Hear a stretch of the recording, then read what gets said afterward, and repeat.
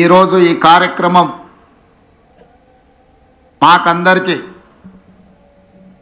తెలంగాణలో ఉన్న లక్షలాది మంది రైతుల ఇళ్లలో పండగ జరుగుతుంటే ఈ కార్యక్రమంలో భాగస్వాములు అవ్వడం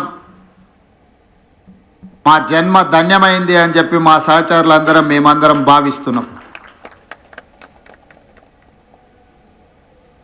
ఈరోజు ఈ కార్యక్రమంలో పార్టీలకు అతీతంగా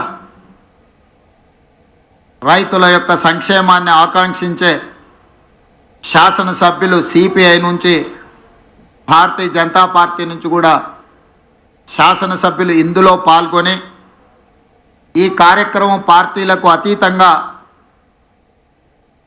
రాజకీయ ప్రయోజనం కాదు, రైతు ప్రయోజనమే ముఖ్యమని చెప్పి విజ్ఞత ప్రదర్శించి ఇందులో పాల్గొన్నందుకు వాళ్ళందరినీ కూడా మనస్ఫూర్తిగా నేను అభినందిస్తున్నా.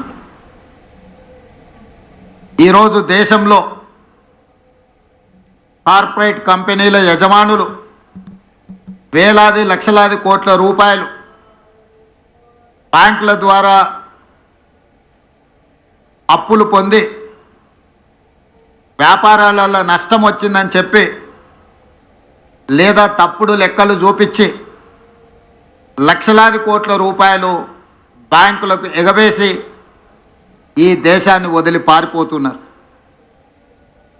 వాళ్ళు బ్యాంకుల దగ్గర తీసుకుంటున్న అప్పులు ఒక రకంగా బ్యాంకులను మోసగించాలన్న ఉద్దేశంతో తీసుకొని ఆ కంపెనీలు దివాలా తీసినాయని చెప్పి బ్యాంకులను మభ్యపెట్టి దాదాపుగా 14 లక్షల కోట్ల రూపాయలు 10 సంవత్సరాలలో బ్యాంకులకు కార్పొరేట్ వ్యాపార సంస్థలు ఎగవేయడం జరిగింది.